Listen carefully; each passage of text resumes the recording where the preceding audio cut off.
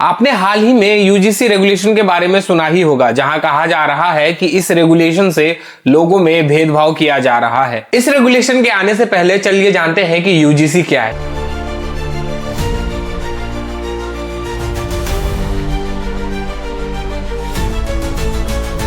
UGC यानी कि university grant commission, जो 1956 में बना और ये एक गवर्नमेंट बॉडी है जो कि हायर एजुकेशन और कॉलेज को रेगुलेट करता है। पर ये सब सुनकर आपके मन में एक सवाल तो जरूर आता होगा कि इसका मुख्य उद्देश्य क्या है और ये क्या काम करती है। देखिए, यूजीसी का काम है यूनिवर्सिटी को रिकॉग्नाइजेशन देना कि कौन सी यूनिवर्सिटी वैलिड है और कौन सी नहीं। चलिए एक एग्जांपल से समझते हैं। कोई यूनिवर्सिटी है और उसे यूजीसी रेगुलेट नहीं कर रही है, क्या वो यूनिवर्सिटी वैलिड है?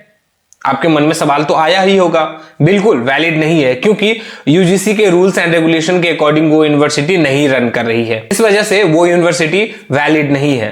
कॉलेज और यूनिवर्सिटी को फंड देना, एजुकेशन की क्वालिटी मेंटेन करना, स्टूडेंट के लिए फेयर सिस्टम इंश्योर करना, रूल्स एंड रेगुलेशन बनाना जैसे syllabus, norms, qualification and discrimination जैसी चीजों को यूजीसी रेगुलेट करता है।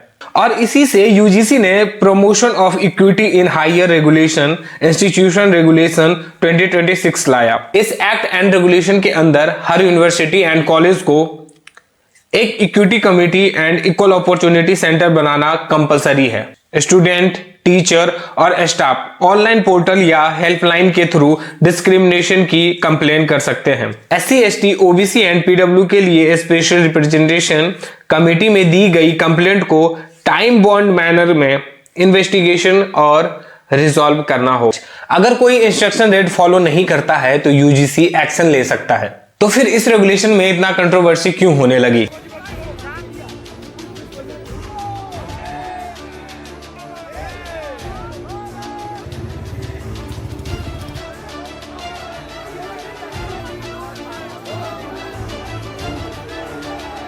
देखिए, कंट्रोवर्सी ये हुई है कि काफी लोगों का कहना है कि इस एक्ट रेगुलेशन से बहुत लोगों का गलत फायदा उठाया जा सकता है, खास करके जनरल कैटेगरी के लोगों के लिए।